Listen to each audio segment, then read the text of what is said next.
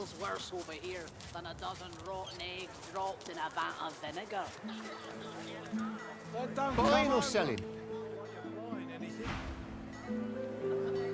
If I don't come visit your ton, who will? Wouldn't you like to know?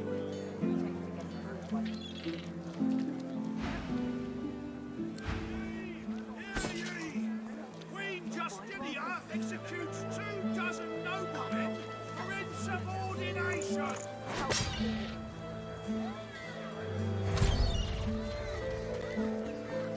How you holding up? Not in any mood to talk about it.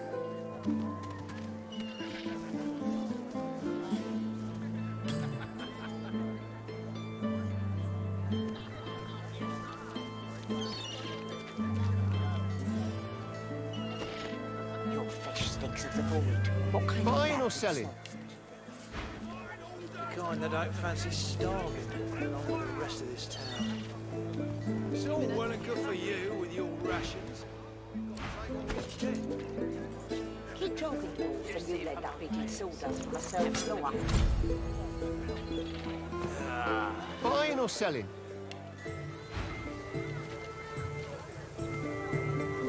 Smells worse over here than a dozen rotten eggs dropped in a vat of vinegar. Well, don't come over. Not like you're buying anything. If I don't come visit your ton, who will? Wouldn't you like to know?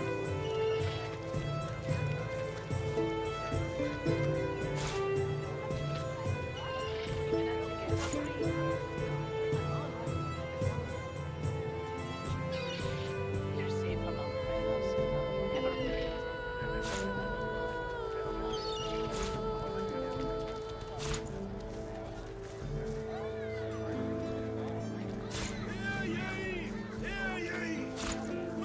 Your fish stinks of the void. What kind of rat would sell such filth? The kind that don't fancy starving along with the rest of this town. It's all well and good for you with your rations. We've got to take what we can get. Keep talking, Wolf, and you let that bitty sawdust from myself floor.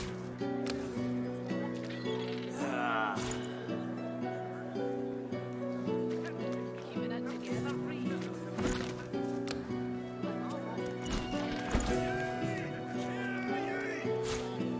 You're safe among friends. Never forget.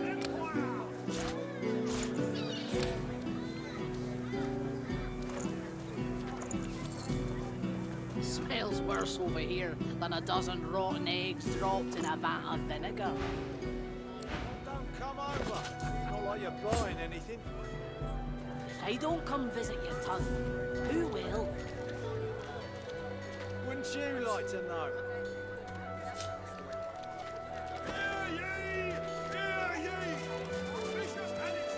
Keeping it together. Well, hello, stranger. Interested in Driftwood's finest catch? You're safe among friends. Never forget.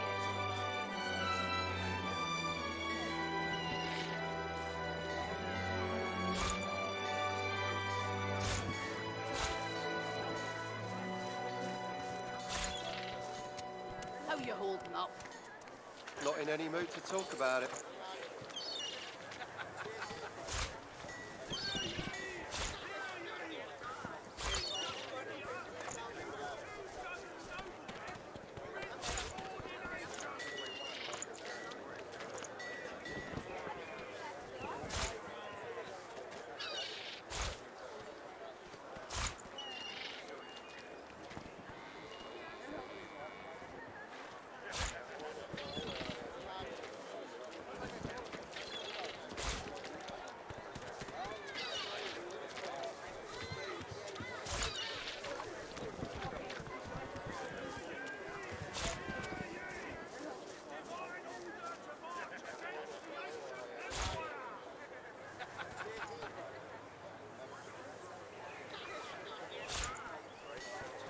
How you holding up? Not in any mood to talk about it.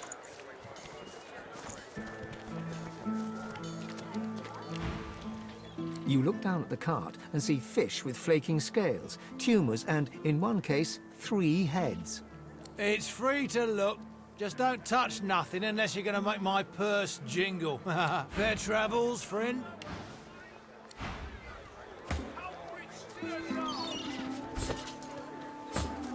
Keeping it together, Bree. I'm all right, as long as I don't think about it too much. You're safe among friends. Never forget it.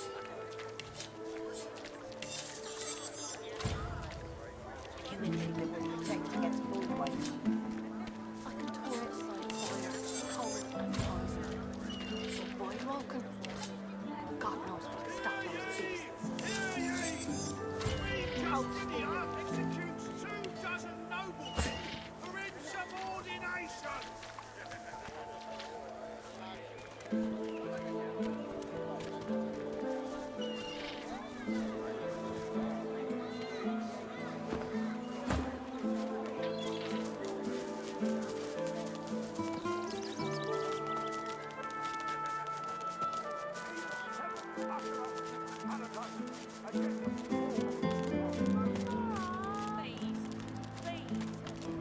Why the devil is this stall out in the open? Occupied! Oh, unholy hells! Do I sound like I'm alright? It's what I get. Bloody tainted stew! Mixed a little, fish into some of my stew. Bloody mackerel must have been tainted. Save me, Lucian!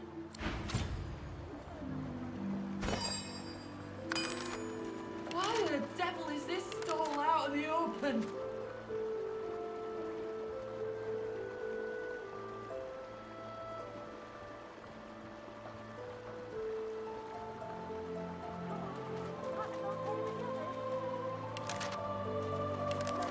Oh, heaven! Why the devil is this stall out in the open?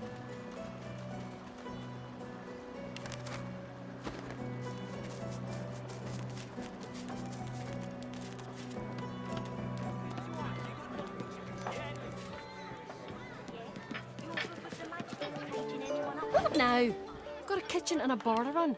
Bloody with you. Somebody should have taught her a little decorum.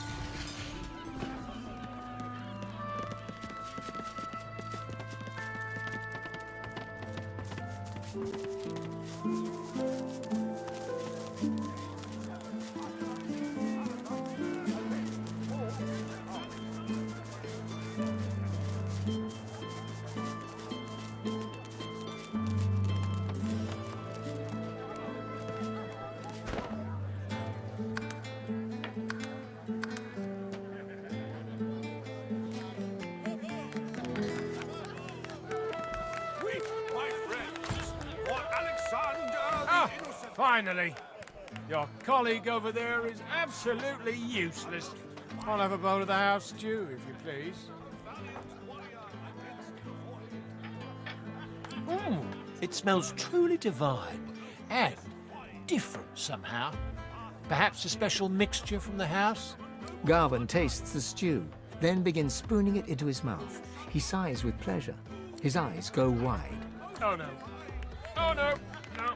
No. Something isn't right. I need to go. Move.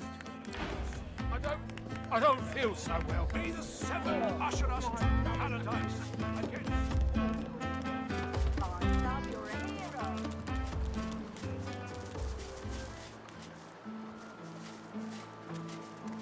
past you! Go away! What was in that blasted stew?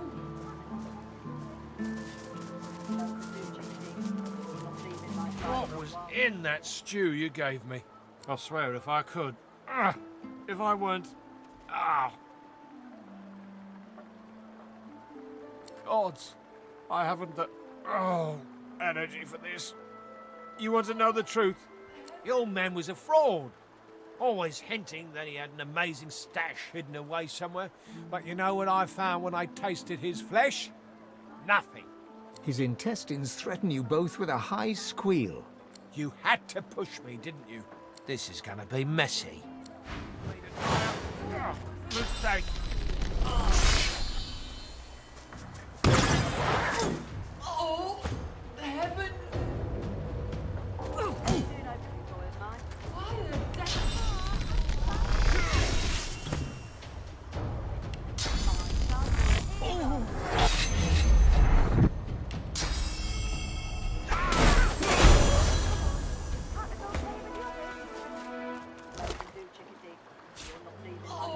Why the devil?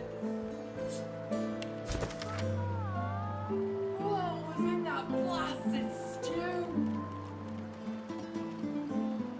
What was in that blasted stew?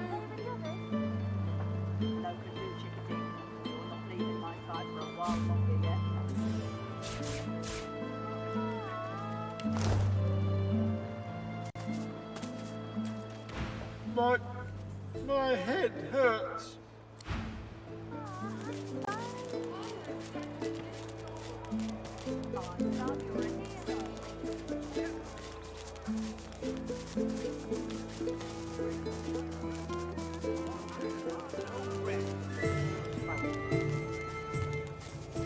I'm Alexander the Bishop.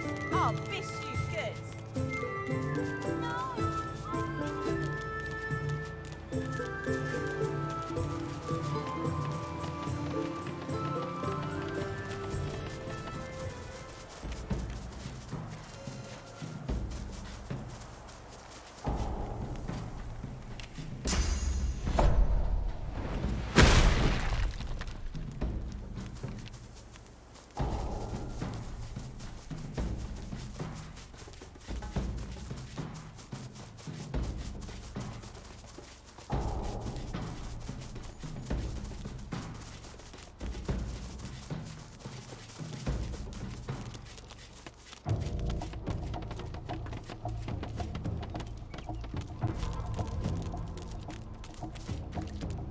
Where is his head?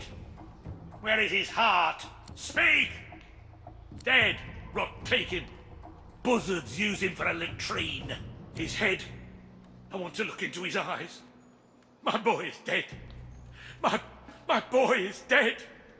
The snake. He takes the head in his hands and gazes into its lifeless eyes. He tenderly strokes Garvin's head, and a sad smile crosses his lips. May maggots bugger you for all time, my dear boy. But you! I have nothing left to offer you.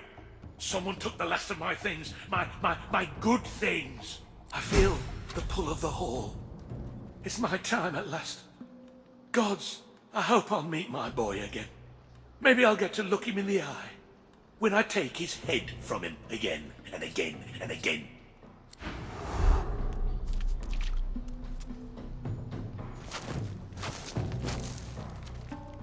This must be Garvin's mentor. Buried in a shallow grave, poor fellow. He was killed quite mercilessly by a young companion, a trader. The young man wanted to seize his business.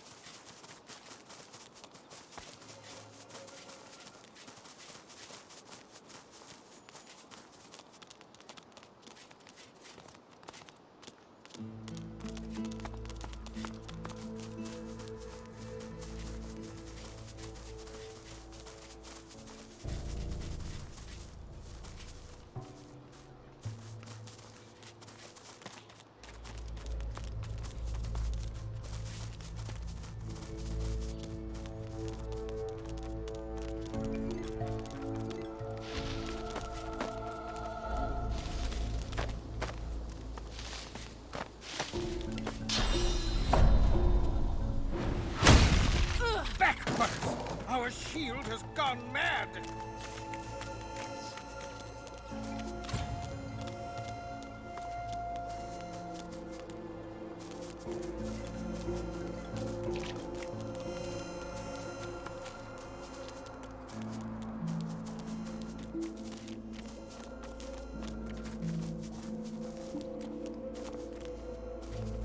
My hero, I'm grateful. What news of Gwydion Rince? Have you found him? I am relieved to hear it. You have my thanks, and you shall have my help. I can give you a greater understanding of your source. I can increase your powers. I can show you how to take the source from the world around you, from the animal world, the creatures of the forest. She takes your hands. You feel a vibration, the humming of life all around you, the sensation of 100 tiny heartbeats, the true rhythm of the forest.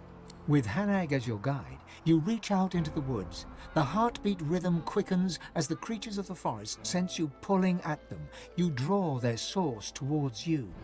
The rush of time through your body, through your very soul, surprises and delights. You feel stronger, more capable. You have taken one more step towards the ultimate power. And the woods are quiet. The creatures of the forest are all dead. My debt is paid. But I worry about your heart. It can be good and bad. The time will come when you must choose between the many and the few. I hope that then you will remember your good heart. I owe you a debt. It must be repaid. She opens her hands, and between them opens a tiny portal. A book drops from it.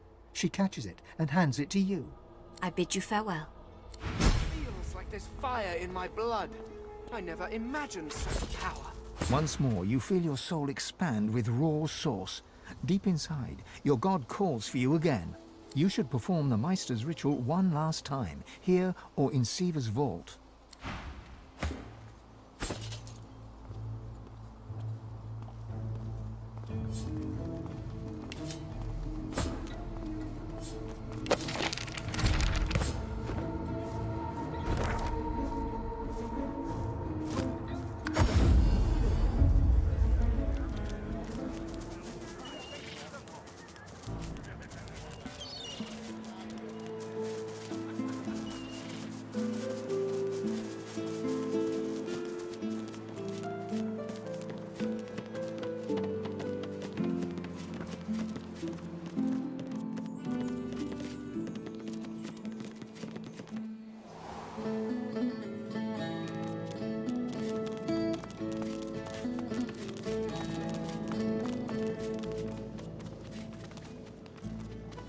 The spirit of an elegant elven woman materializes before you. She seems surprised. You can see me. A god woken in my presence. You honor me. I am the Meister's apprentice. I study under her, but I do not learn. I hear tales of the ritual, of what lies beyond. Such wonders, such powers. I decide to pursue them myself. Meister tells me it cannot happen, that I am not God-woken. But in my heart, I know I'm special. I try. I burn the root. I breathe the smoke and it burns me back. No air fills my lungs, only fire. When the darkness falls, I cannot cry out. I leave my life behind with a shameful whimper. The spirit looks at you regretfully. It is hard to hear of such power and not covet it for yourself. I lie to myself and convince myself that I am special. But I am not special. I am dead. Vampirism. It is as twisted and cruel as the legends say. But these vampires suck no blood, only source. To consume a being's source is to consume their memories, their loves, their essence, all the echoes of themselves gone. It is worse than death. It is oblivion.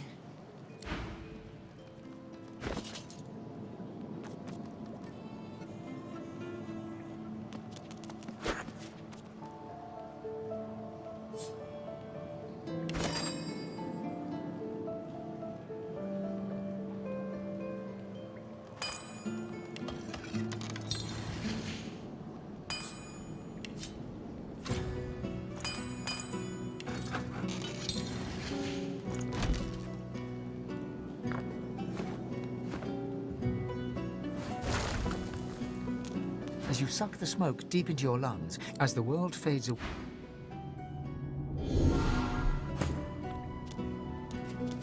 As you suck the smoke deep, as the world fades away. As you suck the smoke, as the world fades. As the smoke swirls, as the world fades.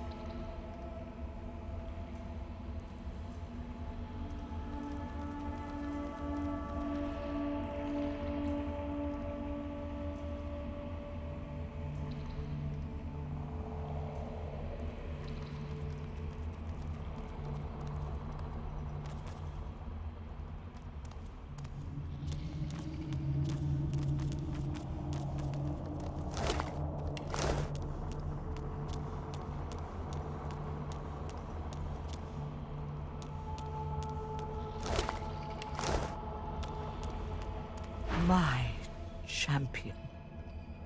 You've come not a moment too soon. It's here. Even here. We must hurry now. We must race toward the well with all the determination of the eagle, diving for its prey. Your prey lies on a far-off shore, at the heart of the Nameless Isle. It is a place no one can reach, unless their soul becomes their compass. She places a hand over your heart, and you suddenly feel it, an unmistakable pull in a new and distant direction. The battle for divinity is about to begin in earnest. The other gods and their chosen will try to outflank us, just like we must outflank them.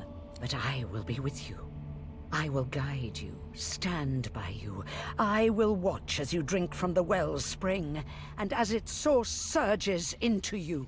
The void will be overcome, and you will be the god of gods. The end is nigh. Don't fail us now.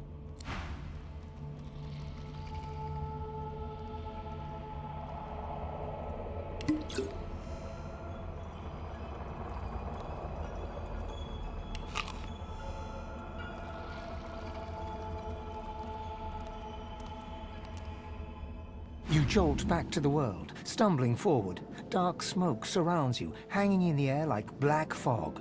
This feels wrong.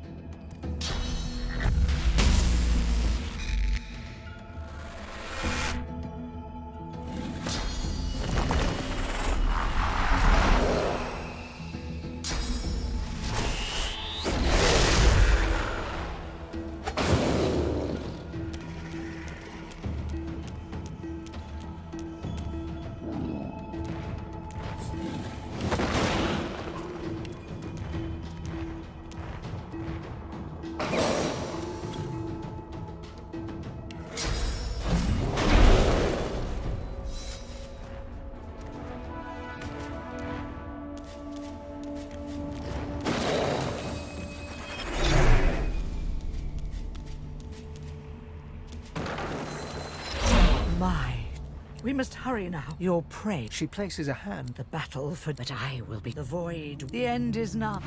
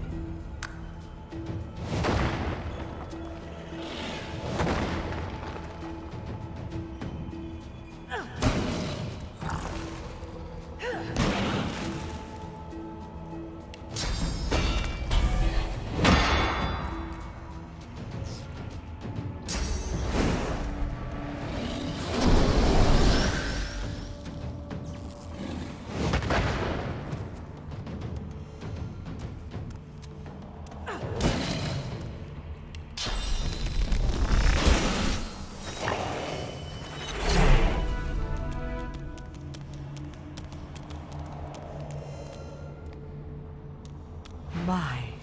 We must hurry now. Your prey. She places a hand. The battle, but I will be the void. The end is...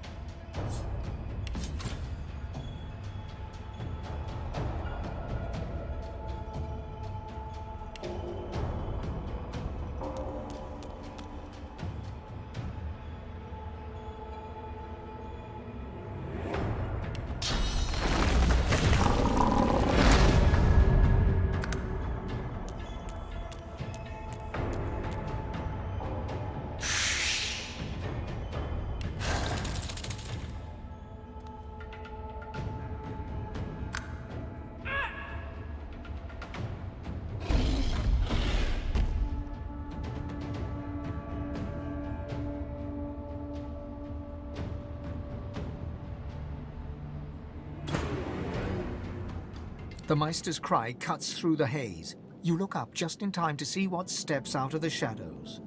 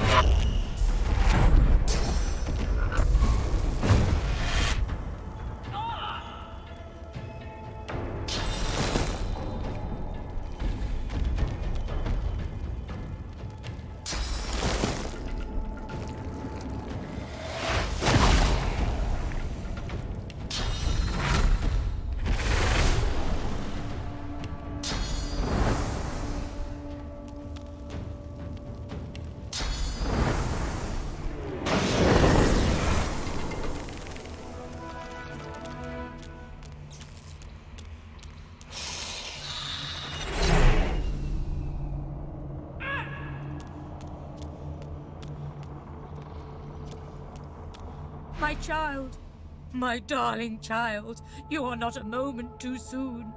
It's here, even here. We must hurry now. We must race towards the well with all the determination of the eagle diving for its prey. Your quarry lies on a far-off shore, at the heart of the Nameless Isle. It is a place no one can reach unless their soul becomes their compass. She places a hand on your skull, and you suddenly feel it. An unmistakable pull in a new and distant direction. The battle for Divinity is about to begin in earnest. The other gods and their chosen will try to outflank us, just like we must outflank them. But I will be with you, dear child. I will guide you, stand by you. I will watch as you drink from the wellspring, and as its source surges into you. The void will be overcome, and you will be the god of gods. The end is nigh. Do not fail us now.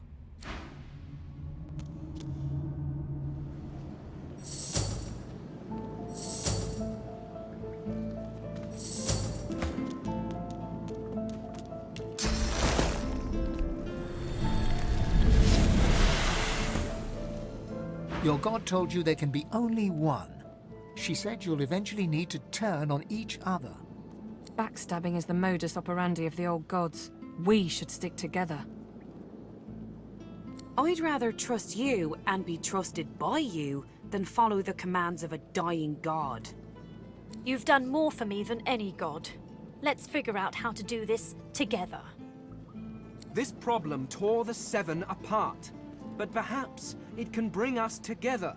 I say, all for one, and one for, at most, 3 others. Voidwoken! Damnable bloody Voidwoken! Well, that's that. I always knew I'd die for Rivellon. I just didn't expect it was going to be in a small basement. In Driftwood, of all places. At least now you know where to go. Excellent, although do be wary of her. My death may change things for her. She is immensely powerful, and she is on our side, but she will not be pleased about, well, my parting. She may ask you to honor an old bargain that I had struck with her. Do not accept.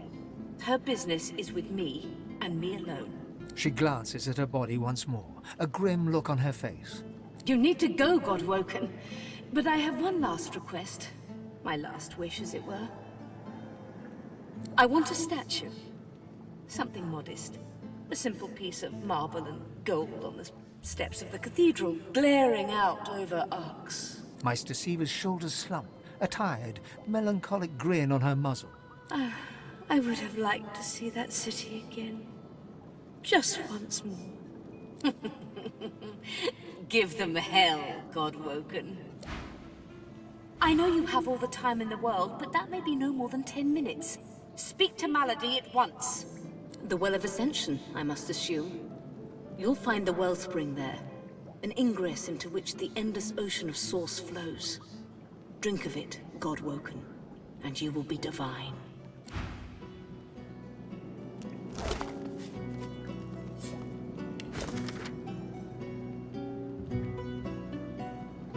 It seems to be the code to a safe.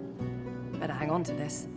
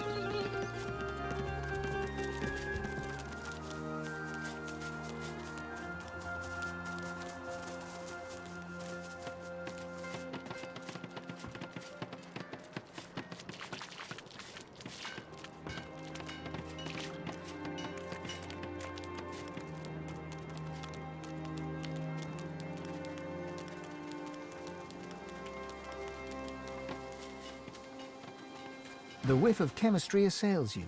But this spirit is not unhappy. Whatever was keeping him here has now lost its power. He's ready to depart. He fades away, gone forever to the Hall of Echoes.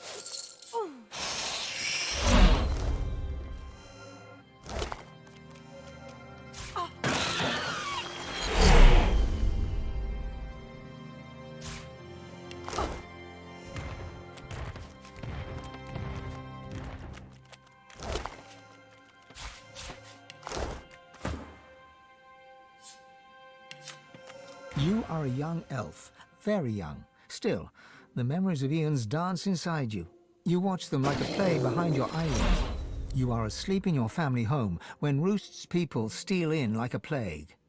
A hand over your mouth, a hurried journey through the forests. You won't tell Roost how to find the others. The end comes quick.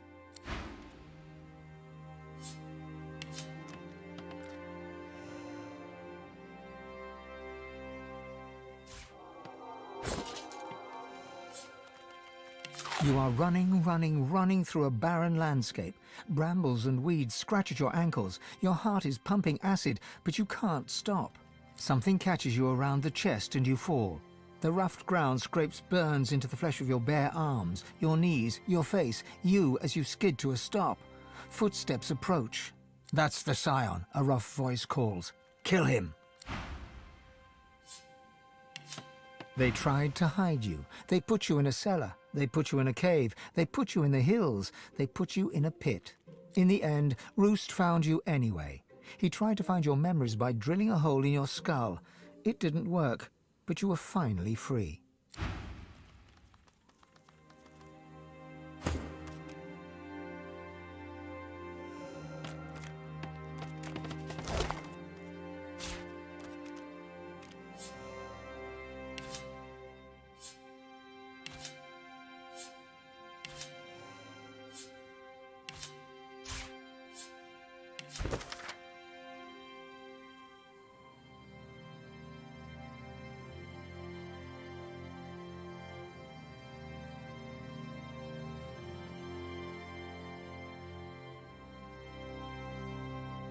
The Divine Order?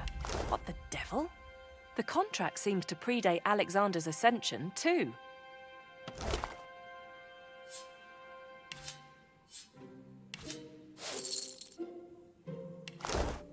The spirit's chest heaves in short, hard bursts. Its face is pinched into a tight sneer, fists balled up at its sides. It falls to its knees and grabs its matted hair in two fists, then rips. The spectral mats break away and reappear. You! I'll destroy you. I'll drink your blood. He scratches at his scarred face with spectral nails, digging deep grooves that instantly vanish. No. No, no.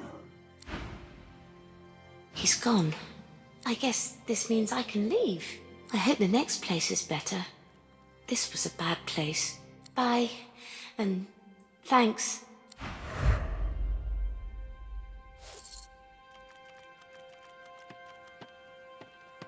You made the bad man go away. You did it. He can't hurt me now. The child smiles a ghostly gap-toothed grin and waves goodbye.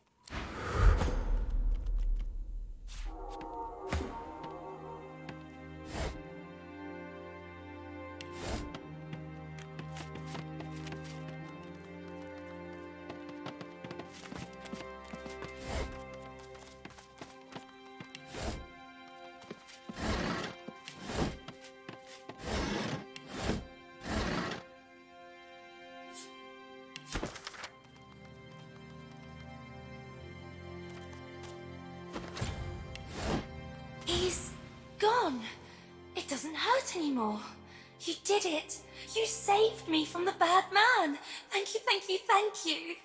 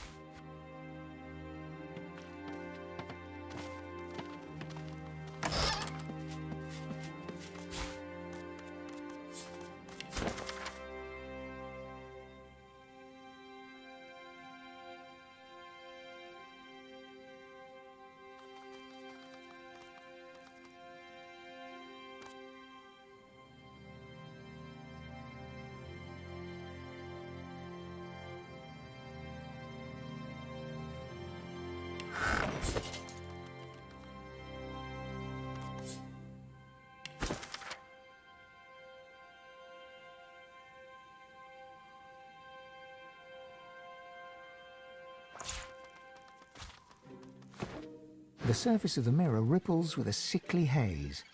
As you gaze into its surface, the haze forms shapes, and the shapes jerk into a figure. You see the outline of a skull, perhaps once an elf, though the flesh has all but rotted from his bones. What remains is the flat, dull colour of sick. Behind him march ornately clad Black Ring.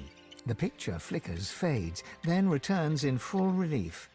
Beneath the din of the marching soldiers, or perhaps alongside it, a voice snags in your mind, like a fishhook in an open eye. It makes a demand. Tell it if you killed another Godwoken. The image strains and flickers again. Each time it comes into focus, a dull ache squeezes your head like a vice, tighter, tighter, unbearably tight. The image flickers and fades to a hazy sheen once more, and the pressure vanishes.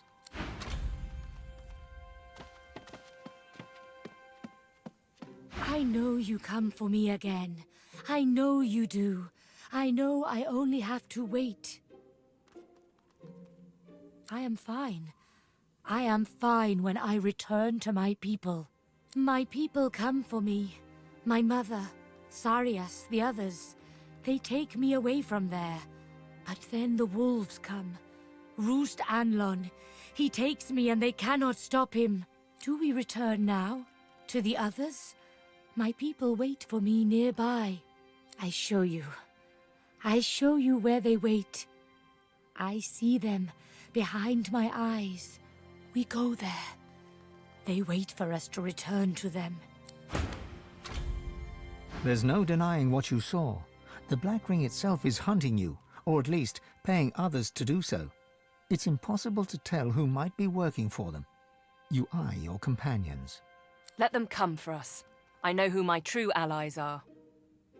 If I trusted no one, I'd spend my days hiding in some room with a crossbow trained on the door.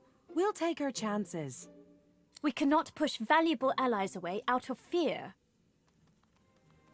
The isolated life may be safe, but it is painfully lonely. Wise or not, I trust you.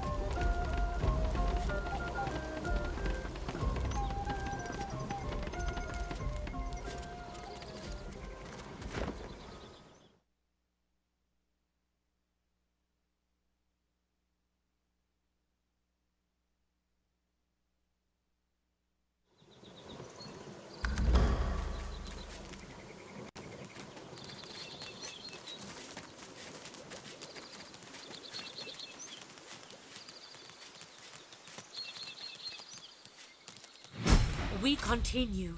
We go on.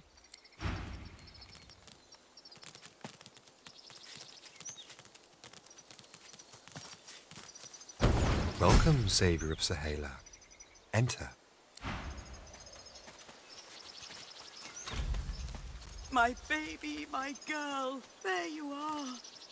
Mother! My dearest friend, the one who saves me. You give us everything. Thank you for helping me. Without you, I am already dead. You save us all. My girl is back. Our scion is back. I know what you need, and I can help you. We can help you. She crouches down, placing a hand on the earthen ground. Can you hear them? Their roots stretch beneath us, even now. I will link you. You will hear them. They will feed you. Increase the source in you. Increase the power. She leans toward you, her veiled eyes directed toward the ground. The slightest of smiles plays over her lips, then vanishes. A space inside you clears. You have room for more source. You have room for more everything. You have room for the whispers of the trees. Hold your hand to the ground. I hold my hand over yours. We breathe together. We call the spirit of the trees to us. Close your eyes. Inhale and exhale. Inhale and exhale. Inhale. With each in-breath, the voices flutter in, whispers at first, then gentle murmurs like water over rocks. The wind of the voices enters you as you and Sahala breathe together. It travels down your throat, into your belly, around your heart. Suddenly, your blood runs icy cold, then warms again. The wind seems to search you for space it can inhabit, but it is expelled with your next out-breath. Ah, you are replete. You open yourself to a great deal of source already. There is no space for us, no space for the trees. There is little more to do then. I must go, and so must you. But take this. Perhaps it helps you on your journey. You feel my gratitude in it. You feel my thanks. I give you something too. A thanks. Take this spear. It destroys evil. It helps you. You help us more than you know. We make arrangements. We travel soon. I must meet someone who can help us. I say no more than this, but I do wish you good luck. And perhaps we meet again someday.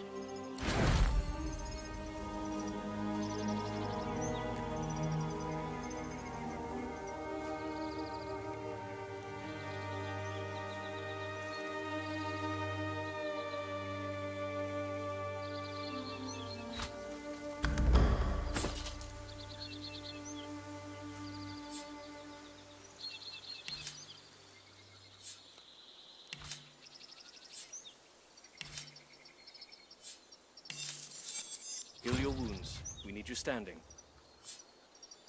Healed or not, I fight.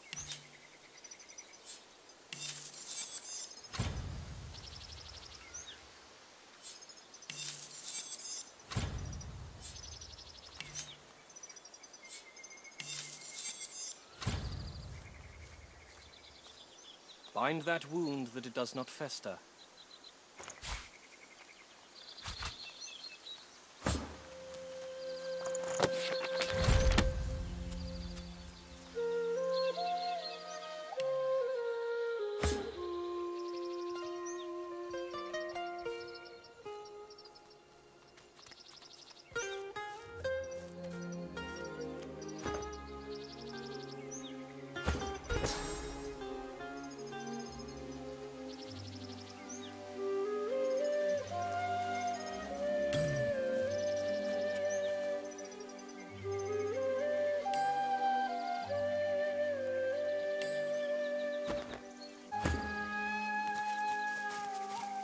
The tree-form spirit slowly, oh so slowly, becomes aware of you. When he speaks, it's low and slow. He grumbles, as if in discomfort or in pain. I see you. A lone wolf took my life as I tried to take hers. She fought the battle well, at least as well as I. The mill ran red with blood. Much of it was mine. No, not at all. This pain right now is from taking root. This pain is good. This pain is life. That time is past. That fight is done. You must fight your own fight. You must win your own war. With a last great creaking groan, he returns to the business of securing his roots and takes his leave of you.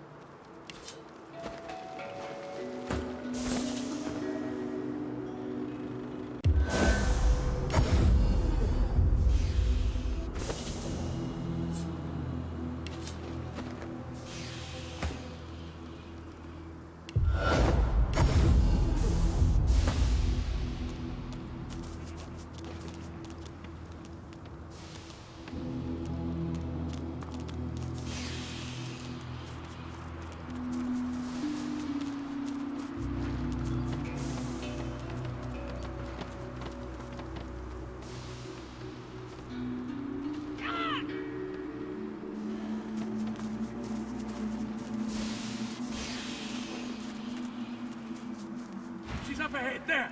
Get her. Get her!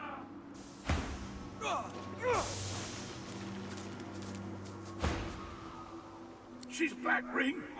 Black Ring, and she'll gut you in a heartbeat. Oh, gods, I'm hit. Go on without me. Don't let her escape.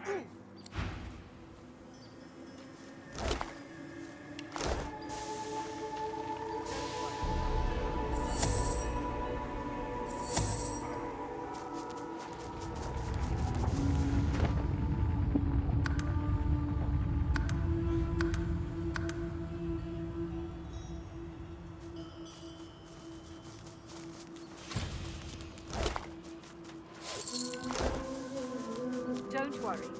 I'll keep watch. You sense a blur of movement to your side. Before you can react, there's a blade under your chin and a slim, pale hand upon your weapon. A voice whispers in your ear with a breathy purr. A guest? How brazen of you to enter without knocking. The press of the blade encourages you further into the room, then retreats. You turn to face a woman in black ring robes. She's pale and vividly beautiful, wearing a smile that's somewhere between impish and cruel. Perhaps I'll give you a chance to explain yourself. She lowers her weapon and gives you a curious look. Not because of your response, though. She's noticed something. You're no ordinary traveller, are you? You positively reek of sauce. Are you the one responsible for this mayhem surrounding us? And whoever turned this stretch of cow country into a death-filled valley is likely to be powerful enough to help you. Is that what you thought? You look like someone who wouldn't turn down a good thing when it comes to them. How about a little deal? You help us, and I'll show you how to make true use of sauce. She gestures to where a young magister is propped up on a cot in the corner. He's ashen and dazed, his shoulder bound in layers of crimson-soaked wound dressings. This is Mahaly. We absconded together. I from the Black Ring and he from the Magisters. We fell for each other while I was his prisoner. Love will set you free. Mahaly put himself at great risk to free me from Magister captivity. We made it clear, but he picked up quite a nasty wound. We found refuge in this charming hamlet. But then, well, I'm sure you saw for yourself. The landscape tore itself open, Voidwoken appeared, and a shroud of decay fell over us. It's preventing Mahaly's wounds from healing. So, now we must escape this place. Or else remove the decaying shroud so Mahaly can heal. Help us, and I'll help you. Thank you. Please, clear the way so that we can head south in the direction of the coast. The north is too dangerous. It crawls with Voidwoken. Once you've helped Mahaly and I pass freely, once we're truly clear, I'll give you what you want. Her eyes speak volumes. All that you want. Wise, perhaps. Its effects seem to be stronger to the north. I'd start looking there.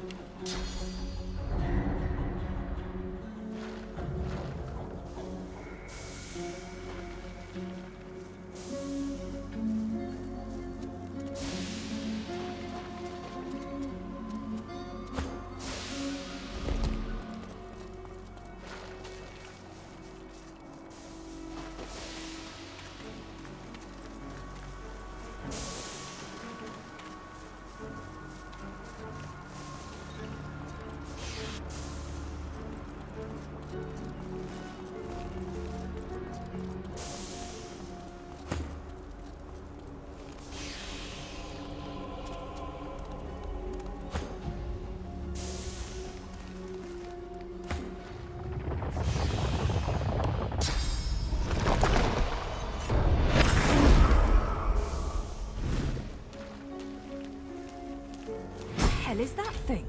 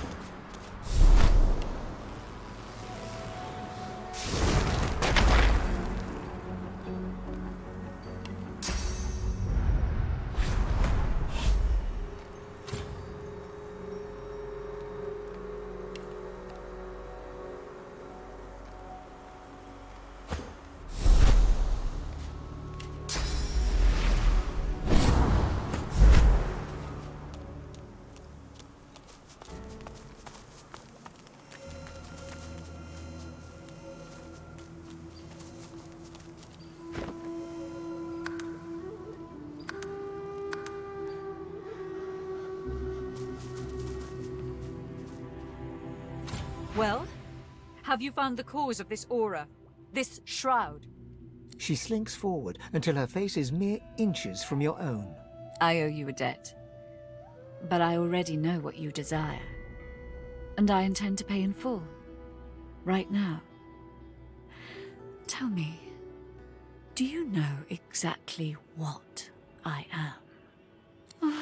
Not quite, my dear. Not quite. I am a succubus. Love is my power. It enthralls those who I seduce and feeds me yet more power. It is through this aspect of myself that I must reward you. You realize that her hand is caressing your arm. She gazes at you intently.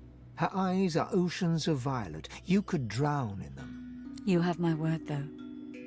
I will not use my powers to make you my thrall. Just as I hope you won't use what I show you to become some sort of tyrant. Almira scowls threateningly, while your god shrieks inside your head for you to accept her offer. A pity.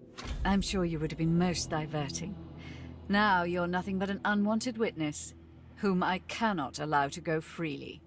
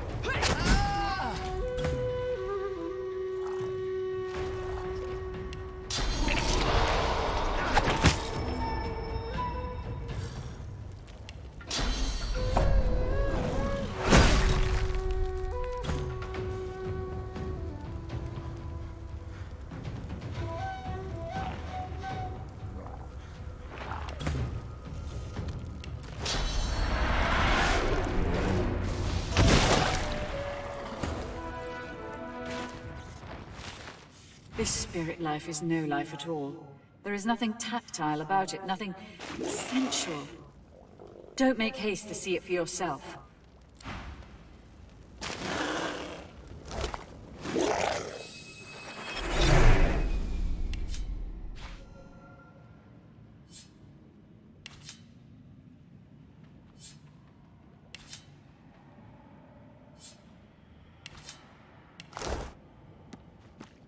Almira? Where are you? Everything's dark. What happened?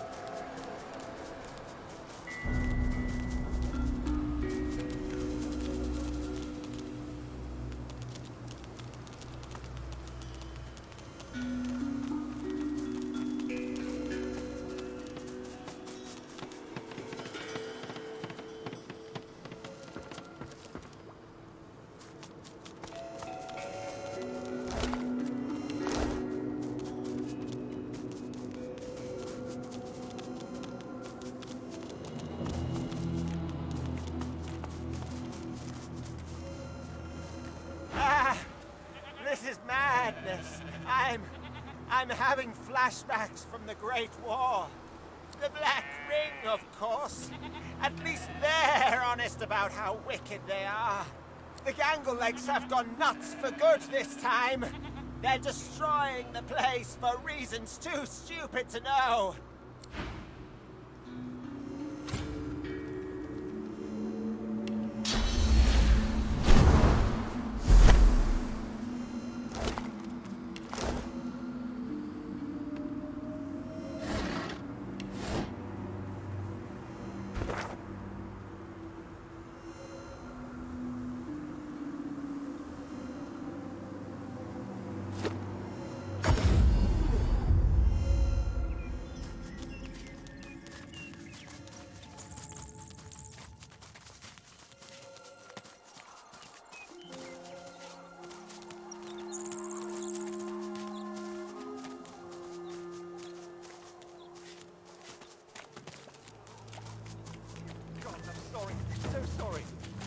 I'm glad I still have people I can call family. But I know we can't stay here. The Magisters, they'll come back. They always do. So, farewell. Oh, and take this. You'll make better use of it than I ever could. He responds with a weak shrug. Away from here. Away from Driftwood, away from Arx. Away from all of this. I'd ask Hanag. But it seems she's deserted me. Deserted my family. I have no idea where she disappeared to. Maybe it's best, I don't know. There's comfort in that, at least. Some. He turns wordlessly and takes his first steps towards a new life. You're alive! Thanks for 7! Glad to see you too. But, Henrik. Dead? Look at me! We can be strong again. We have to be.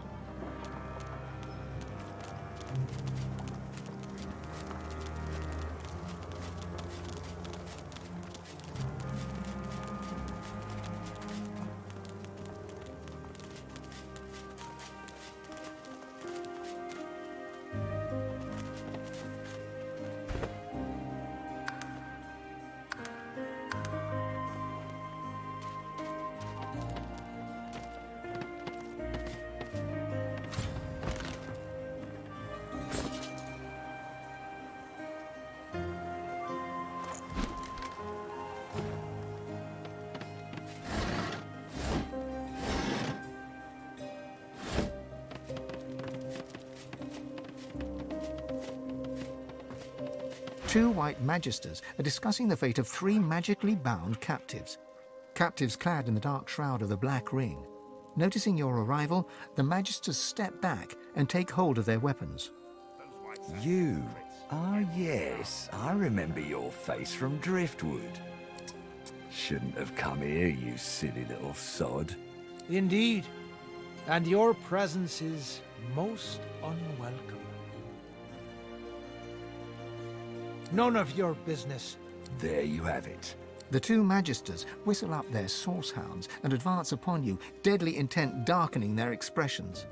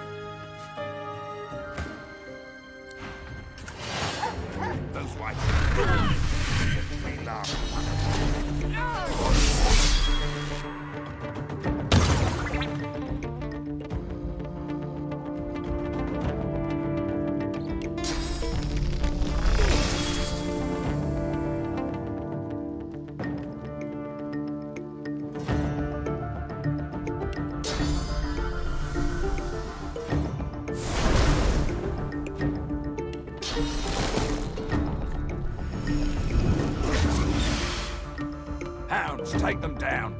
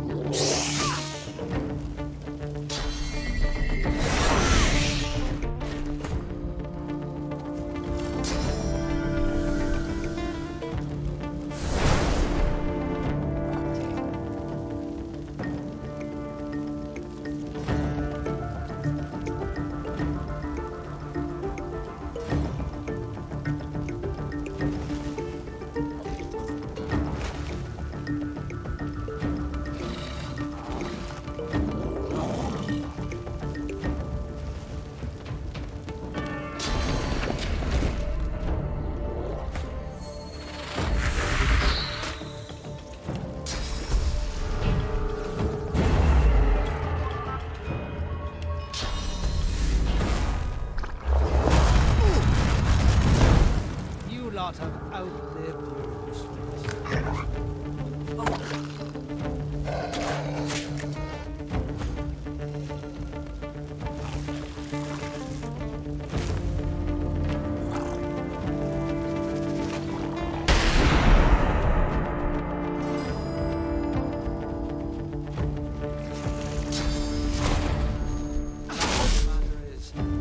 You lot have outlived your usefulness.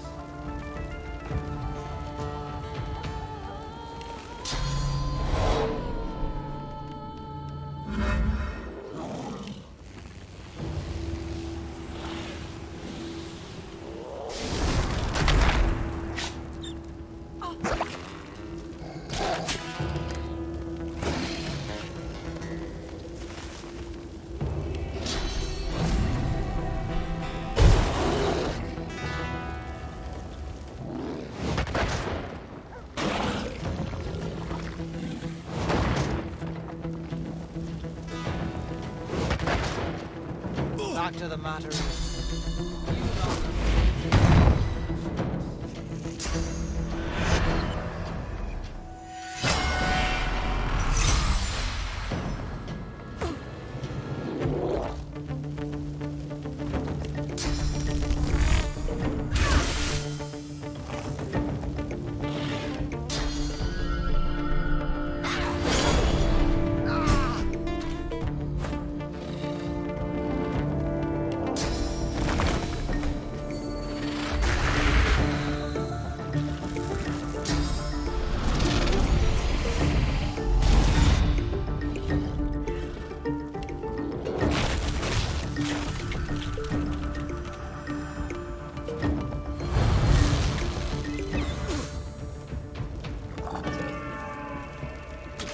Back to the matter is, you lot have outlived your usefulness.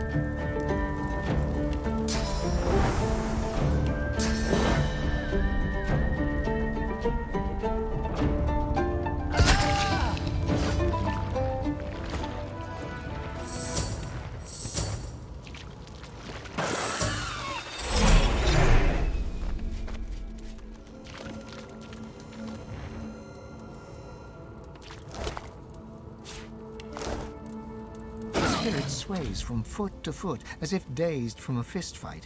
He looks right through you, hollow eyes empty and endless, the fugilant color of the void. The tiniest glimmer of light flickers in them, then dies out. Gazing into his eyes, you see the tiny spark of source flicker again.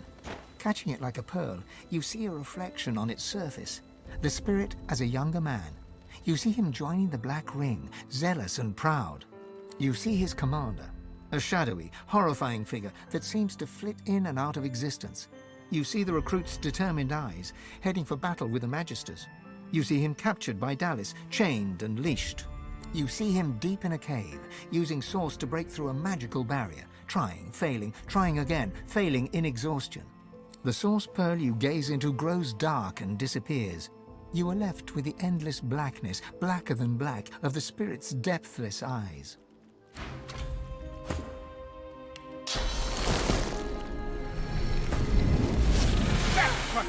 Our shield has gone mad! The Aeterin. The Aeterin! It spoke to me. Called me to it.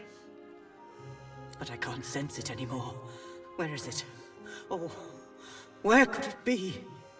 The spirit gazes around, clearly looking for something, but does not register your presence at all. The spirit grins as he sees you, a grin that contains madness, or something as close to it as makes no difference. So, are you a servant to the king, here to bring me back? He laughs bitterly. I've got time. I can wait.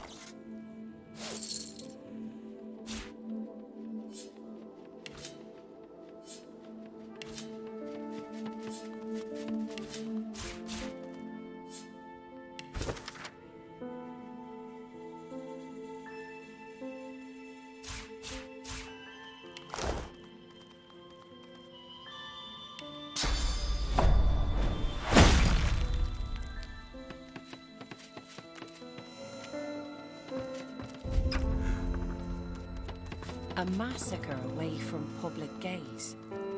Perhaps the dead flesh still holds secrets. Her hands clasped together, the spirit of a woman mumbles silent prayers to herself. Unseen hands force her to her knees. Her lips move more rapidly. There's a faint sound next to you, like an echo. The metallic rasp of a sword being unsheathed. An echoing swish heralds a blur of silver passing through the spirit's neck, back to front. Her head topples forward, followed by the rest of her a brief moment later. The spirit of a man cowers on the floor of the cell, his head tucked down. An unseen hand yanks his head up by the hair. His wide, panicked eyes find his tormentor. His lips part to plead. But before he can, a slash opens across his throat. Ghostly silver sprays forth, his eyes bulge. He clutches his hands around his neck and pitches forward to the ground, twitching. The spirit of an elven woman holds her palms upward. A hesitant, peacemaking gesture, she steps forward and suddenly jerks to a halt. One of her hands moves to her stomach. It comes away, coated in a silvery, spectral blood. She looks right through you, to her murderer. Her expression drowns in confusion and shock. Her knees buckle. She drops to the floor, soundlessly. The spirit of a dwarf raises his fists against an unseen foe. He silently curses at them and throws a punch. He lunges through you. No impact, just a passing chill right to the marrow. The spirit pivots, sensing another assailant. He draws a fist back again, and suddenly freezes, his back arching in silent agony. He sinks to his knees, otherworldly silver blood blossoming from a wound between his shoulder blades.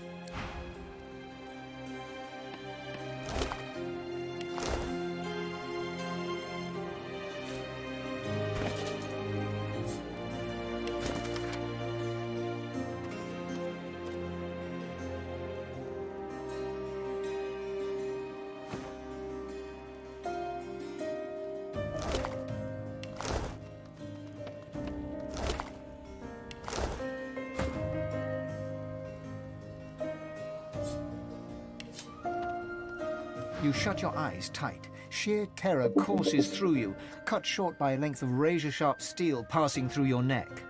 Your surroundings somersault around you. You find yourself lying on your side, gazing up at the curious sight of your own decapitated body teetering off its knees to the floor. Everything grows dark.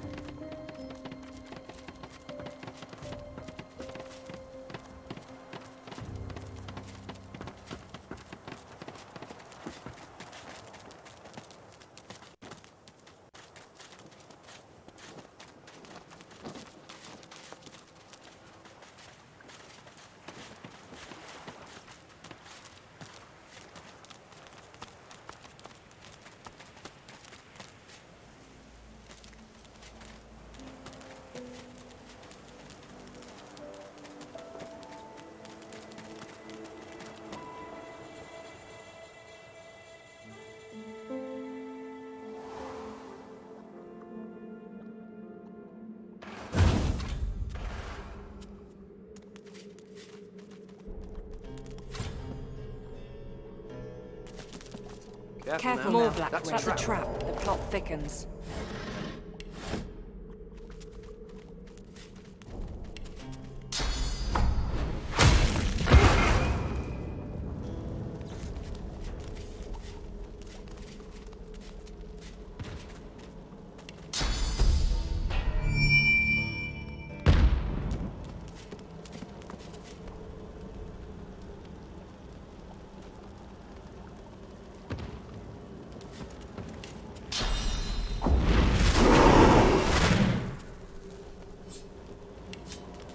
Careful now. That's a trap.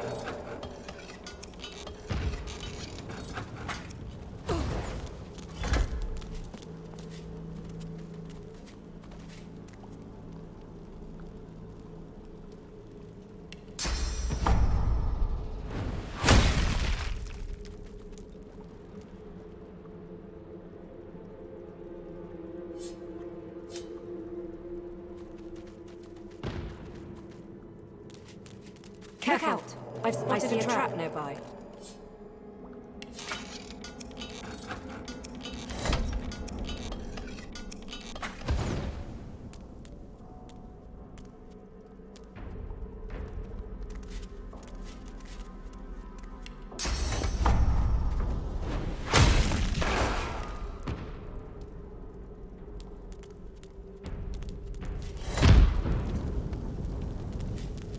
The first thing you notice is the figure's empty, eyeless sockets. The second thing is that your skin is crawling. The third is that your senses feel heightened. The fourth is that he is, or was, Black Ring. As your hand nears the ghost, your skin begins to itch. But more than that, your world expands, your vision narrows and fades, and your perception of the cavern is enhanced. Your nerves hum as if stretched taut. And you realize this is, or was, the ghost's reality. He was a guide. His job, to know the way. You see him, on pain of purging, guide magisters into the cavern depths, there to continue their secret dig. You see him float above the traps, or vanish in one place and reappear in the next. And then, at last, you see him murdered in cold blood as the magisters left the cave. Their work here finished, his services no longer required, his wages paid with his own soul, which he was allowed to keep. You feel his anger and his confusion and his raw and naked pain, and you hear the cavern echo with his cries. He turns to you at last, those eyeless sockets staring into you, and as your senses crawl beneath your skin, you realize you know the truth already. You can do as he did. You can find your way over and around the accursed surfaces, those deadly stains that rise from the gods know what, deep underground. You have the power. You have what it takes. Divine Order? With Black Ring slaves? Lucian would be thrilled.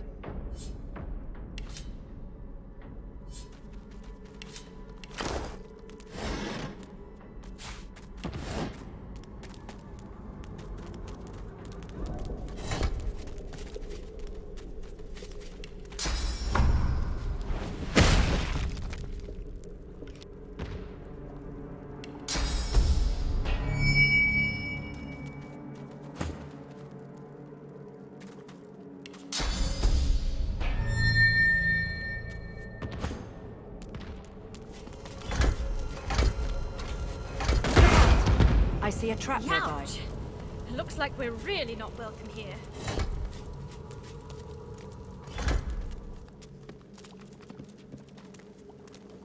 Careful Look out. now. That's a I trap. see a trap nearby.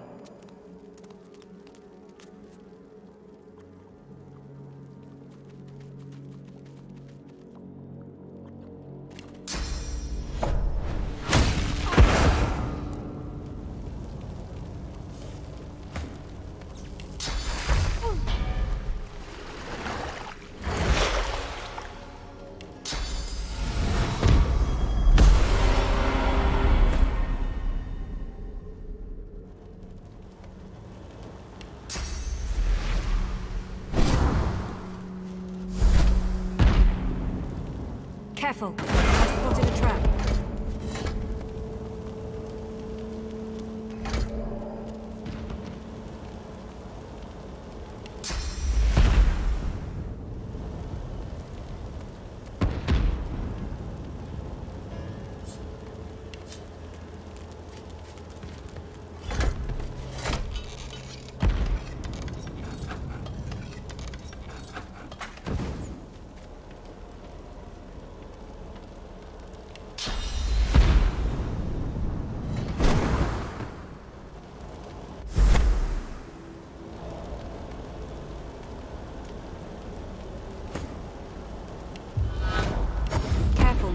That's a trap.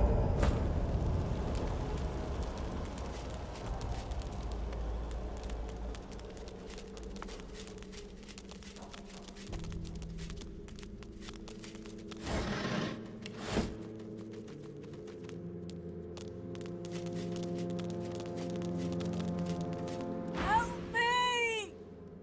Careful. It might still be here. I think I made it angry.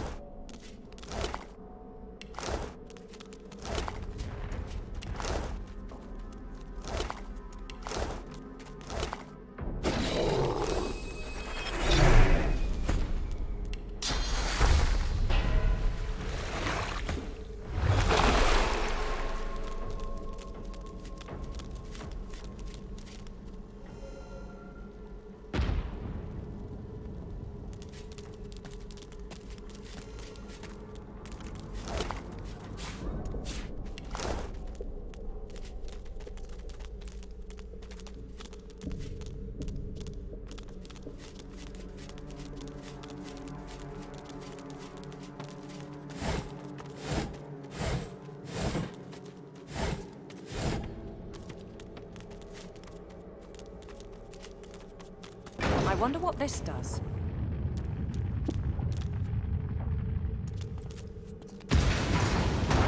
If a device breaks in a cave and nobody is around to complain, did I really break it?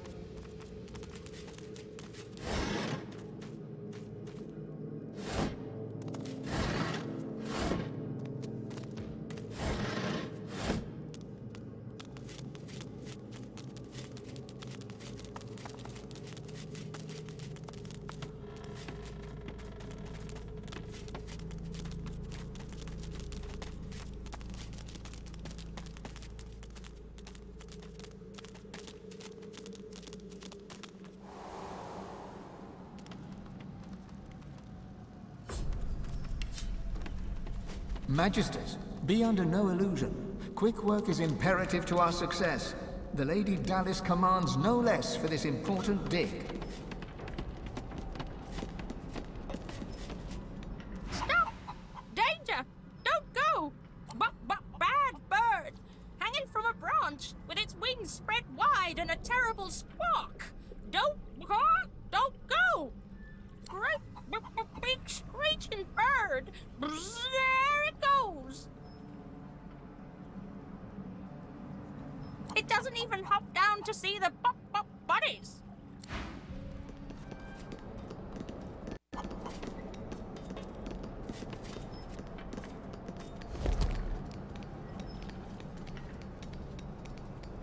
Is that... Oh, Void. It is a shrieker!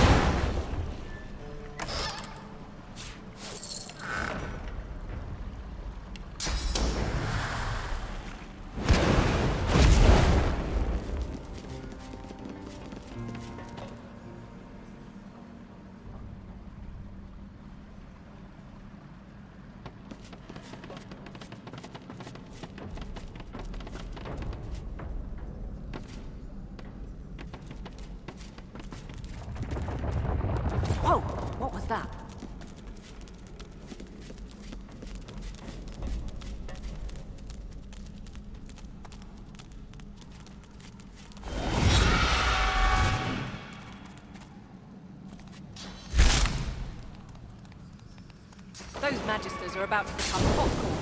I could help them.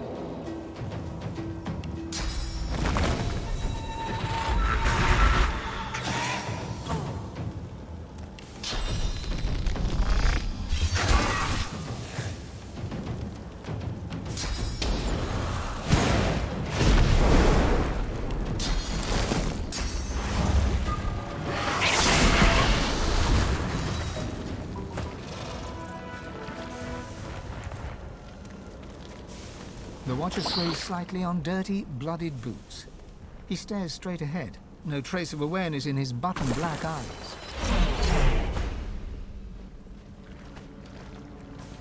And you are...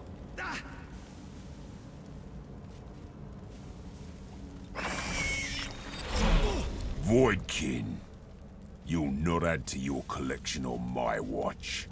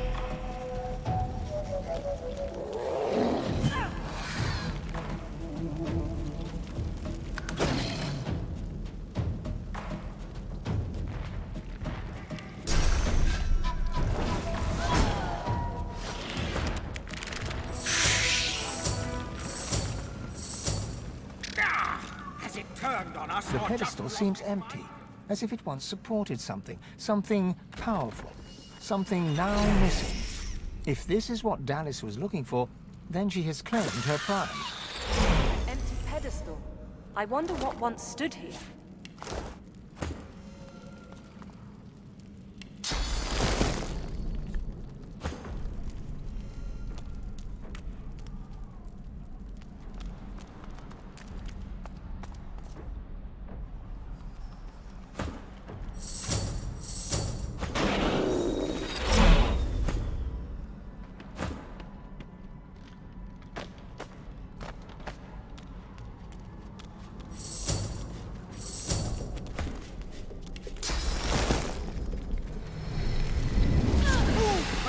Put some space between us and this lunatic!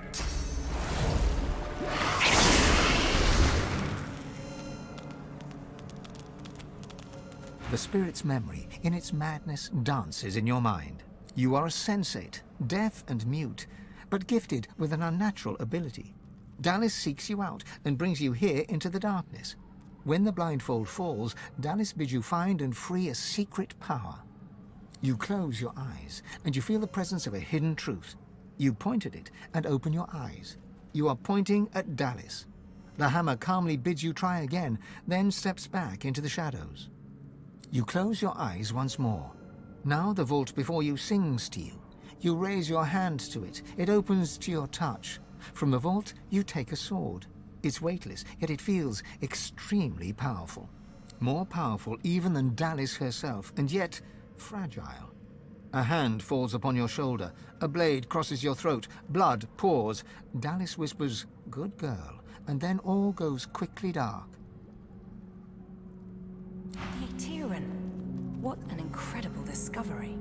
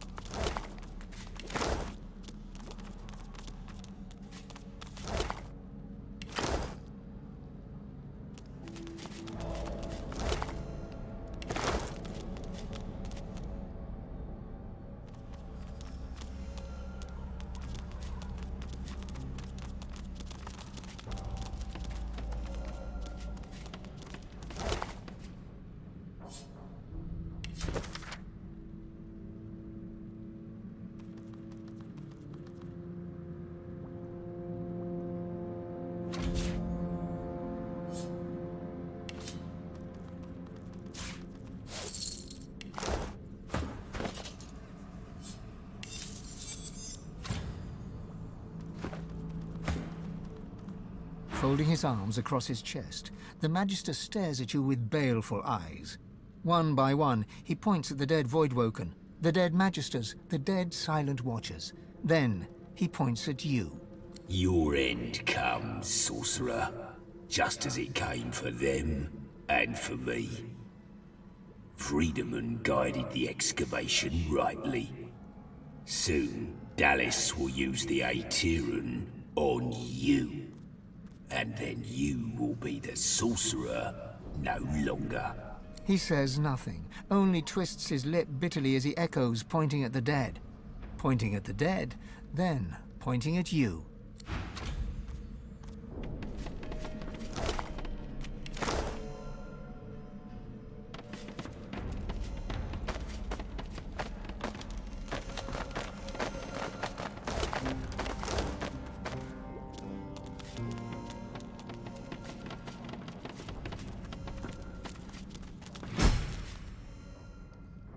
Over there, on the tables.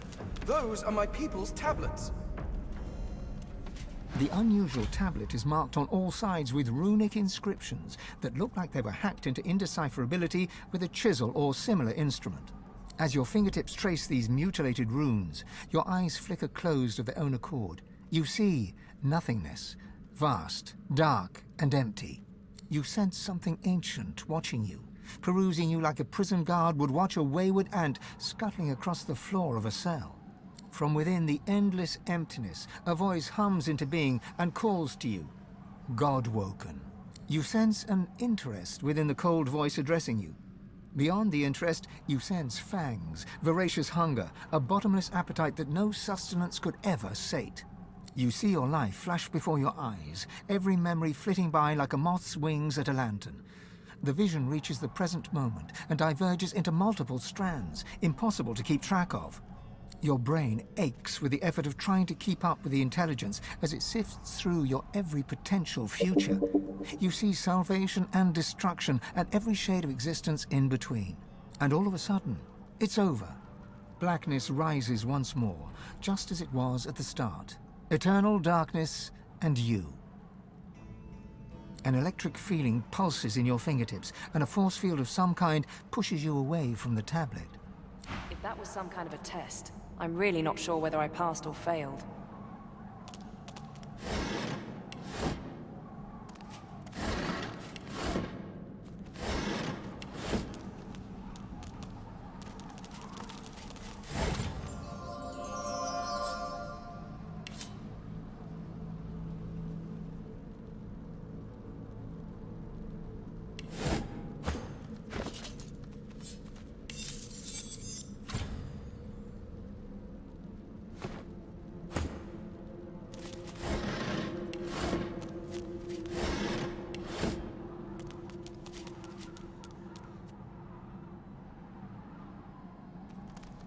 The tablet seems to glow from within with a subtle light. Etched runes cover its surface. The markings feel familiar, but you have no idea what they mean. Your fingertips burn so hot, it feels like they are melting. An energy seems to travel between the tablet and your hands, sparking knowledge directly into your mind, as if you were reading with your fingers. Electrical sensations sizzle in your mind. You understand that the runes are ancient Rivalonian, the oldest known language. You feel the fragments under your fingers. An Lesru. You know not how, but you understand the meaning of these words with the very marrow of your being. One must rise. Then your fingers grow cold to the bone. Suddenly, you are just a person standing in a cavern, clinging to a stone tablet as if it were a life raft.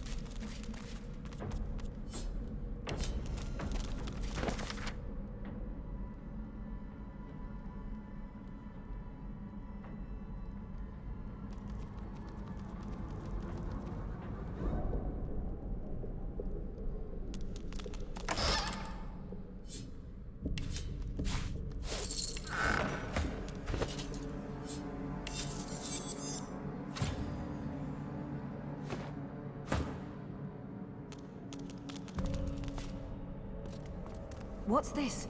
I found something.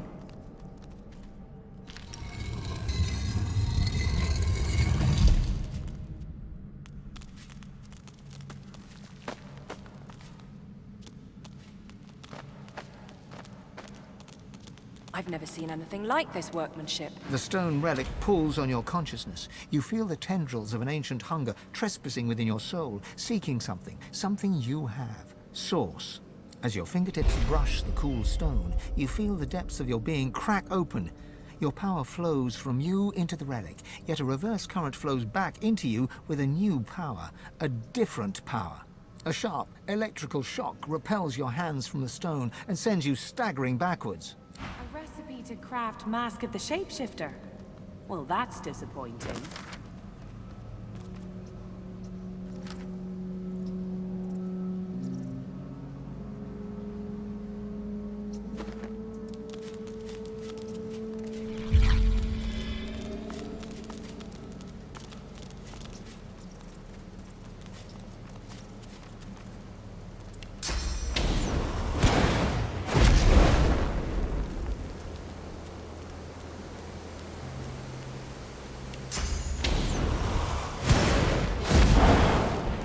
Hurry, she said, so I hurried, and hurried some more, tore me skin and muscles to shreds and got all but buried alive for the effort.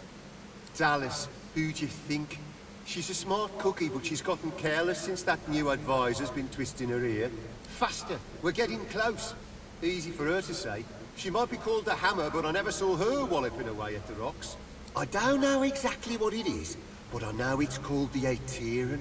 Supposedly sucks the source out of anything and anyone for good. All I ever found were glowing gems and baubles, though. We'd shower the lot, and every time she'd look at that swaying shadow of a man at her side, that Friedemann, and he'd shake his head like we'd brought them a pile of rubbish. If you ask me, he's a venomous cobra. The other Reds are taken in by his eloquence, but all I hear are silver-plated lies. Maybe. I honestly don't know. I'd bring her an armful of shimmering rocks, and she'd whisper to Mr. Creepycloak about eternal this and stuff that. I'll just wait here, then.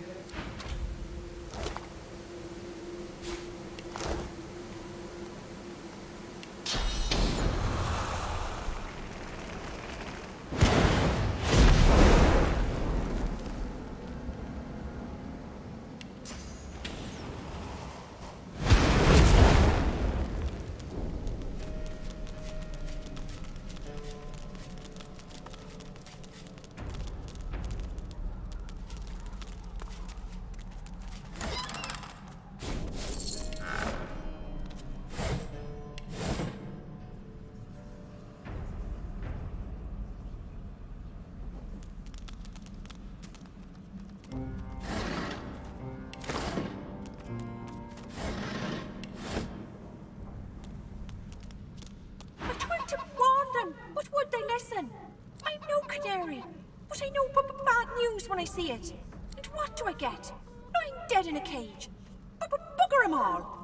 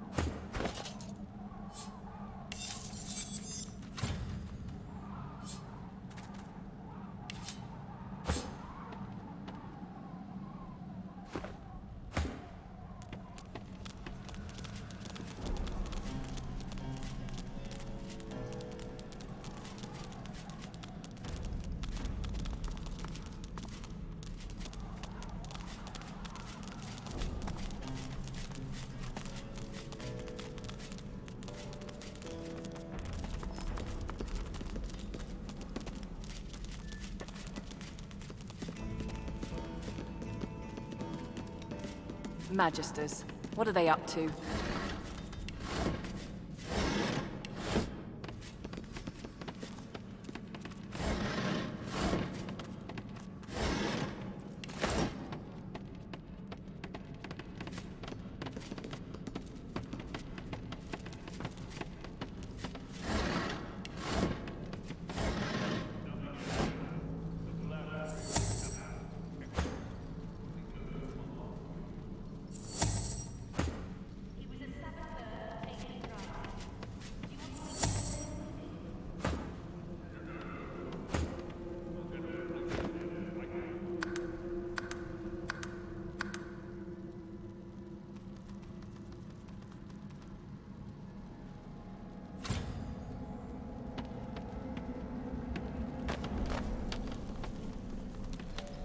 The Magister looks you up and down with utter dispassion.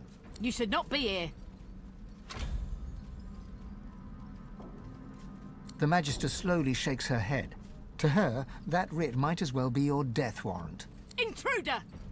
You should have come here, scum! Die!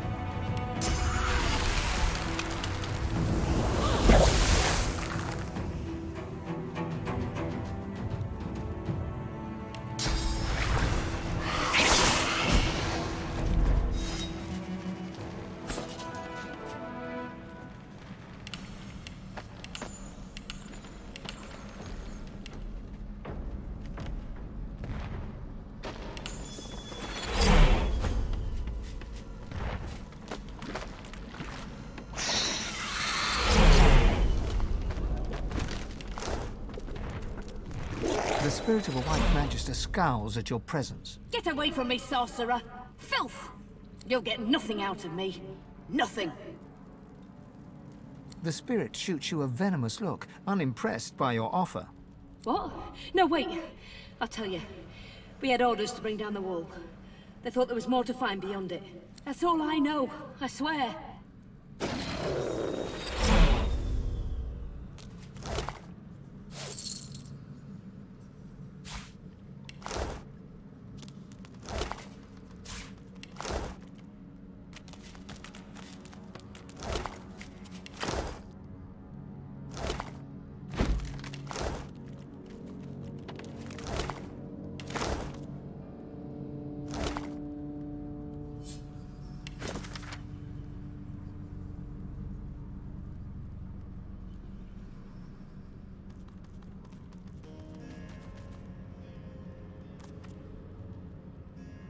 Guess I know what I need to do now.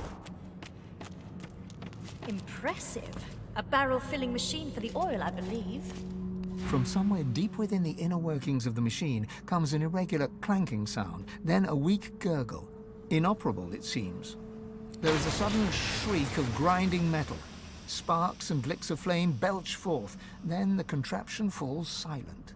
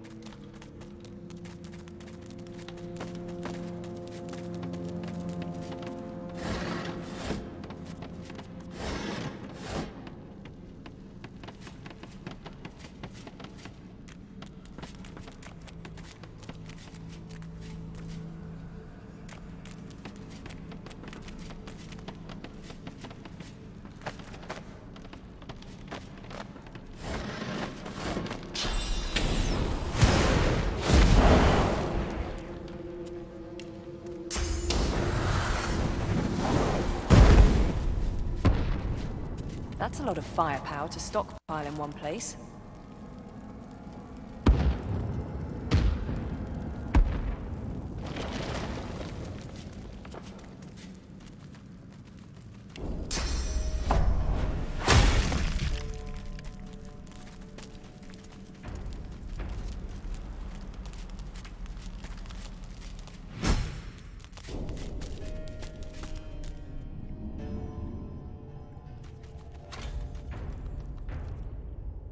Your footsteps fall into a heavy rhythm, like a pickaxe striking stone. A dozen pickaxes working in labored unison. Your hands feel empty. Why isn't there a pickaxe in them, joining the crew? The steady rhythm of the pickaxes is drowned out by a sonorous growl. The heat around you spikes in intensity, searing with rage. Yet the vision cannot harm you. Your will is strong.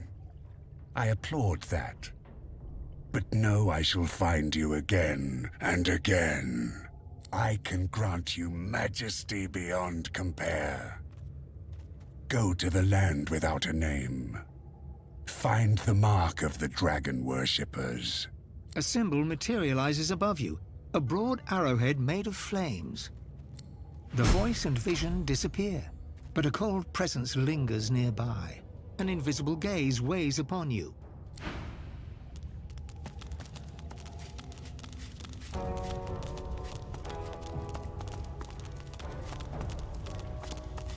I've seen places like this in books.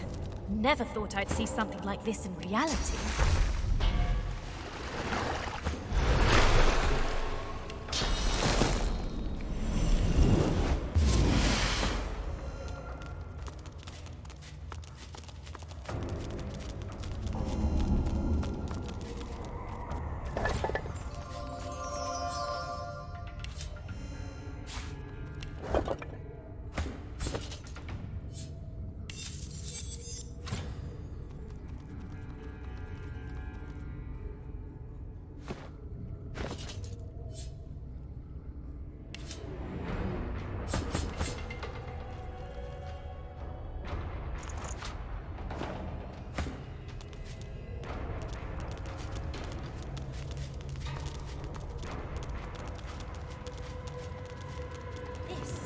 This is the archaeological discovery of a lifetime.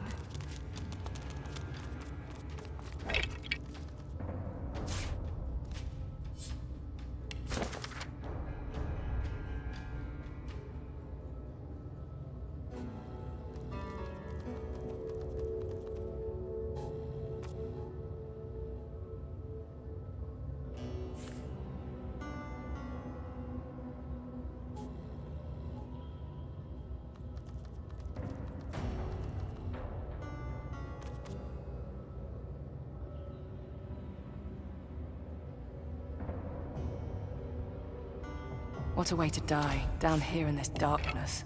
Poor soul. The curious sculpture comes alive as you reach out to touch it. It thrums with power and throws flickering, dancing shadows against the walls. The carving is covered in strange glyphs that feel oddly familiar. They surround a gently glowing stone that makes you think of the night sky rolled into a ball. Trying to read the symbols, you hear a faint whispering at the back of your mind, as if you're listening to the echoes of a past age. Your mind swims, and, for a moment, the glyphs become clear. You read, "Our first lords babes with power glowed, our seconds born in blood that flowed. Our thirds young to the wind return, our fourths to glowing flames adjourn."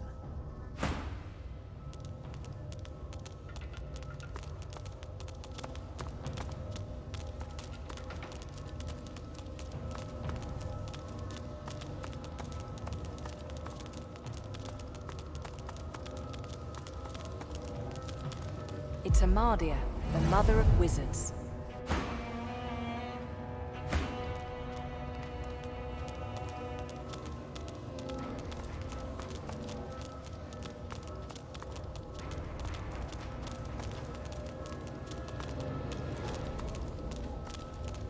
Ah, Terrasendelius, worshipped by my people.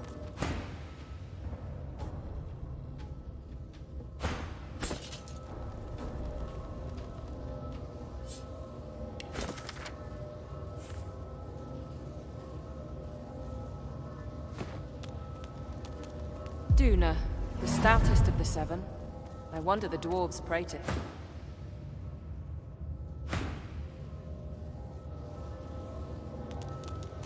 Blessed Zolstissa, an elegant god for our elegant people. Our fifth lord's cubs with minds were blessed. Our sixths had brawn beyond the rest.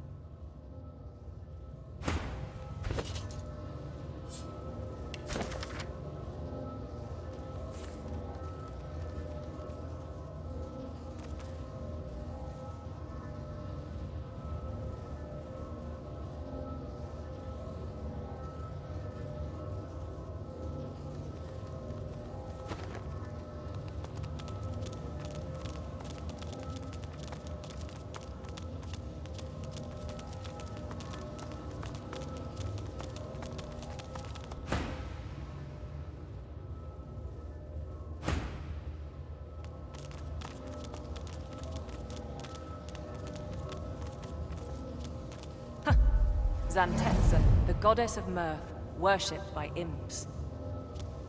The god of the orcs, Vrogir. Ralik, the first of the seven. He was as bullish as Vrogir, in his own way. That's it, we're through. Our seventh brood spread from earth to glen, and thus no king shall rise again. You try to hold your focus as the whispering echo fades, but the letters waver, contorting and merging until they're nothing but meaningless glyphs once more. A riddle from the past? Or maybe a riddle about the past?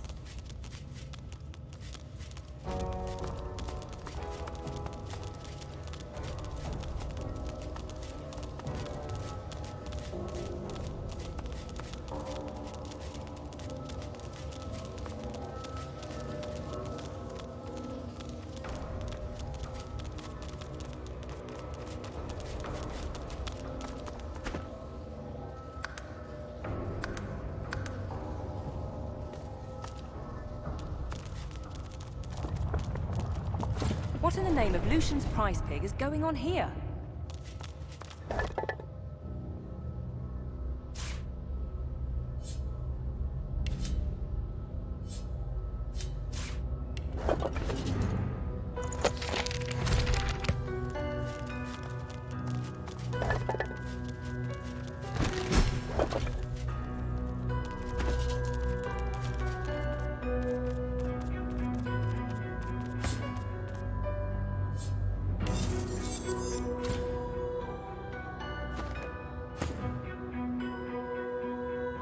I wonder what they did in life to deserve such a resting place. As the creature crawls from the sarcophagus, you hear a gasp of breath. Fane steps forward, never taking his eyes off her.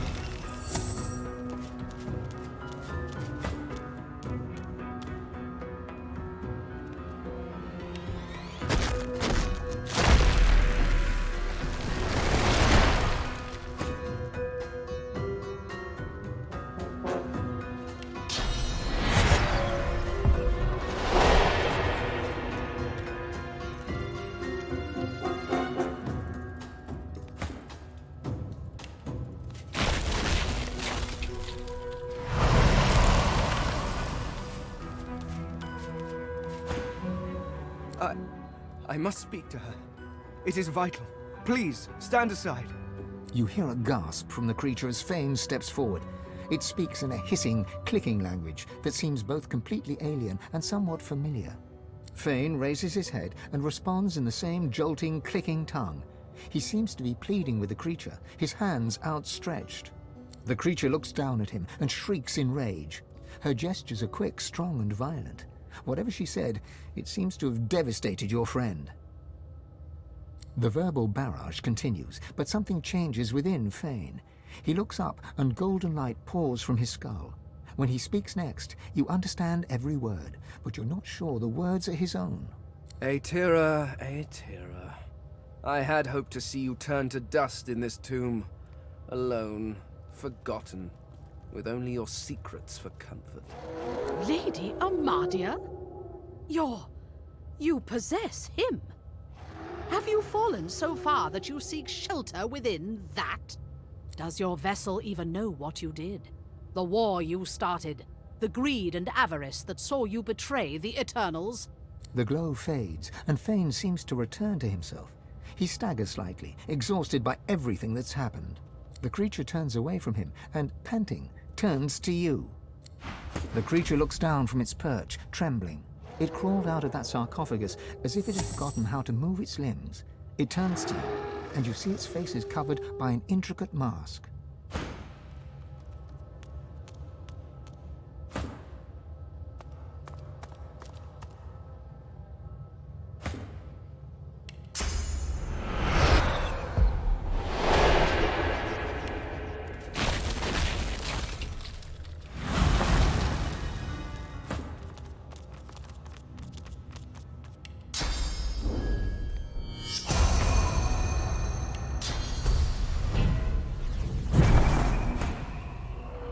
From behind its unmoving lips, you hear a noise.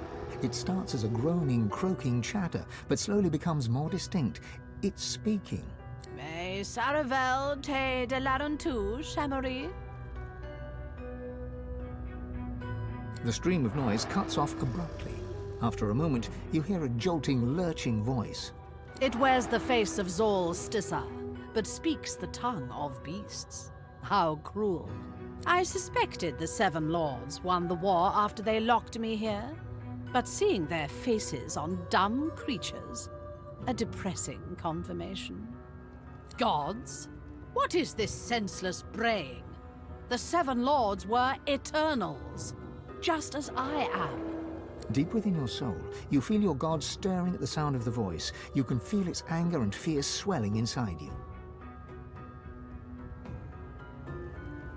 The creature leans forward to get a better look at you, clucking and tutting under her breath. It seems to be a simple form at its core, a sauce vat. A walking, unfortunately talking, sauce vat. Fascinating. I wonder how to extract the sauce from the vessel without...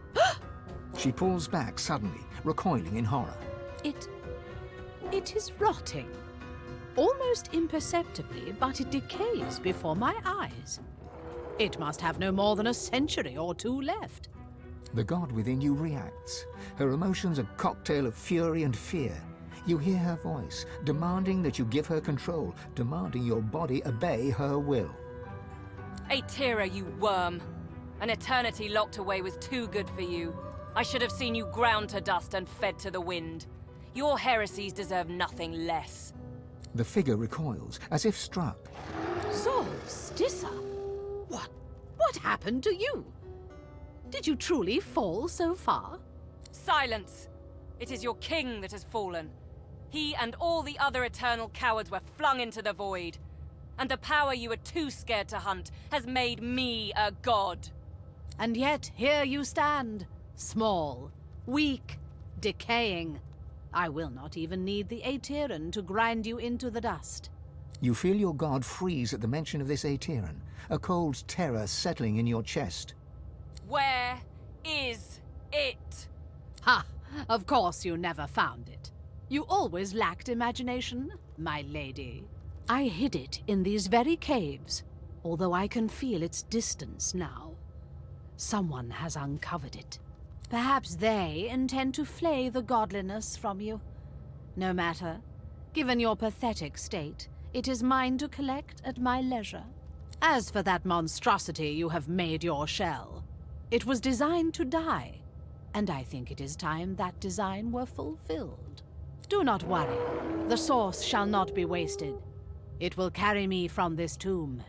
It will bring me freedom at last.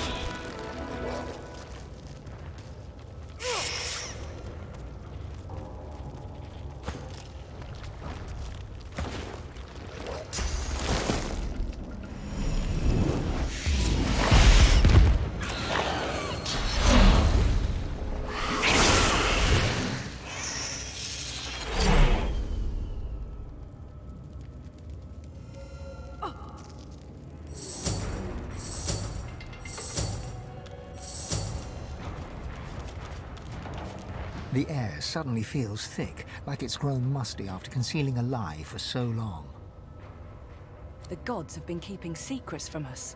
What else haven't they told us?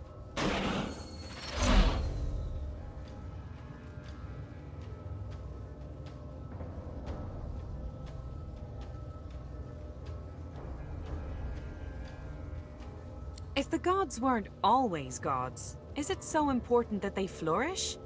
Could not new ones rise to guide us? These Eternals are no more, it seems. At what price did the gods ascend to what they are now? They lied. I can't believe it. I mean, of course they lied to you, look at you. But they also lied to me.